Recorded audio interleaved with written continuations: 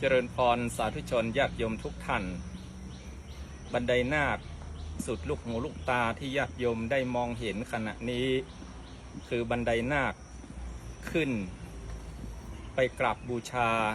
พระบรมธาตุดอยสุเทพซึ่งช่วงนี้เป็นเทศกาลหรือสัปดาห์ส่งเสริมพระพุทธศาสนาเนื่องในวันวิสาขบูชาเป็นประเพณีประจำปีของวัดพระธาตุดอยสุเทพของจังหวัดเชียงใหม่ที่จะมีการบูชาพระบรมธาตุเจ้าดอยสุเทพโดยมีการทำสืบกันมาเป็นประเพณีเรียกว่าเตวขึ้นดอยสุเทพในคืน14 ค่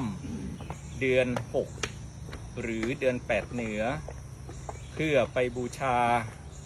พระบรมสารีริกธาตุที่วัดพระธาตุดอยสุเทพแต่ก่อนหน้านั้น1 สัปดาห์ก็จะมีการสมโภชน้ำสงฆ์พระราชทานซึ่งจะนิมนต์พระสงฆ์ทรงสมณศักดิ์ทั่วจังหวัดเชียงใหม่25 อำเภอรวมทั้งคณะสงฆ์ภาค 7ลำพูนแม่ฮ่องสอนเชียงใหม่หรือแม้กระทั่งแต่เจ้าคณะผู้ปกครองพระสังฆาธิการส่วนกลางกรุงเทพมหานครมาเจริญพระพุทธมนต์เพื่อสมโภชน้ำสงฆ์พระราชทานตั้งแต่วันที่ 4 พฤษภาคม 2568 จนถึงวันที่ขึ้น 15 ค่ำเดือน 6 หรือเดือน 8เหนืออันตรงกับวันที่ 11 พฤษภาคม 2568 สาธุชนทั้งหลาย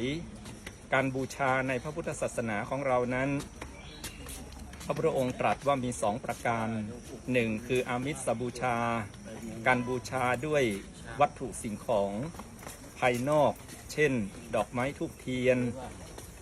2ปฏิบัติบูชาคือการบูชาด้วยการประพฤติปฏิบัติธรรมะมีการเจริญพระพุทธมนต์มีการฟังพระธรรมเทศนาเจริญจิตตภาวนาปฏิบัติธรรมเป็นต้นเพราะฉะนั้นในสัปดาห์ส่งเสริมพระพุทธศาสนานี้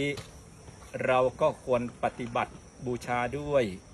แล้วก็บูชาด้วยอามิสสิ่งของตามหลักของพระพุทธศาสนาด้วยเพื่อให้เกิดความสุขความเจริญปฏิบัติบูชาและอามิสบูชาจะนำพาชีวิตของเรานั้นให้มีความสุขความเจริญขออำนวยอวยพรให้ญาติโยมทุกท่านจงมีแต่ความสุขความเจริญ